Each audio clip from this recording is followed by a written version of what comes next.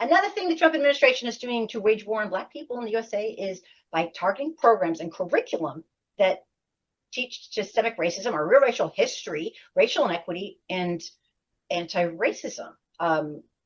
It's impacting teachers, students, curriculum, universities at every level. Teachers are afraid, God forbid, they say something that might be considered political, and if it's just history, because history's history, okay? And we talk about all different histories, but all of a sudden, there's one history we can't talk about it, and that's our racial history. Teachers, we have careers and families and mortgages and students we care about. And across the country, educators are facing investigation, censorship, discipline, fear of teaching materials that are simply the truth, and creating people who think. And I think that's the point, is that this administration doesn't want people who think for themselves. They want people who follow. And critics argue that when teachers fear punishment for teaching the truth, like history and science, students receive horrendous educations. It's incomplete. You're going against the system. Books are being banned.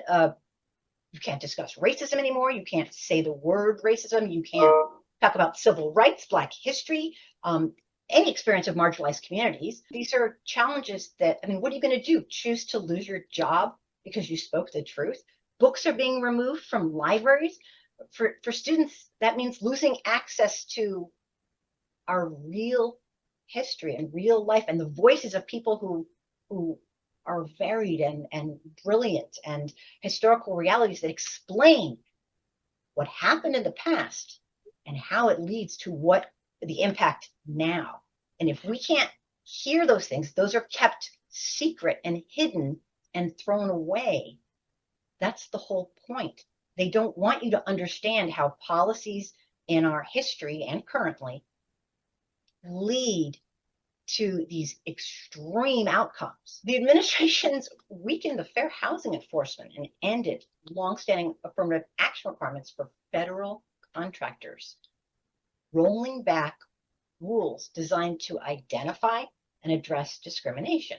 So this might think like, huh, what? Let me explain.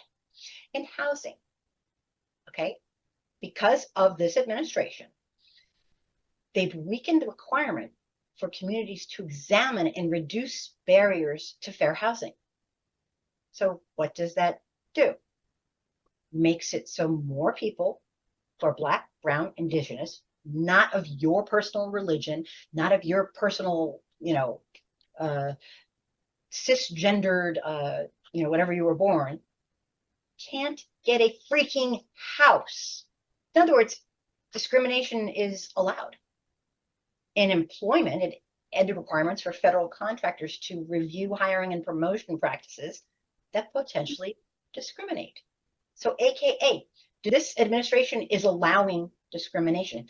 This administration is taking away all the safeguards that made people examine whether or not they're being racist or bigoted piece of shit. I mean, for Black families, housing and employment have historically been two of the most important pathways to building wealth.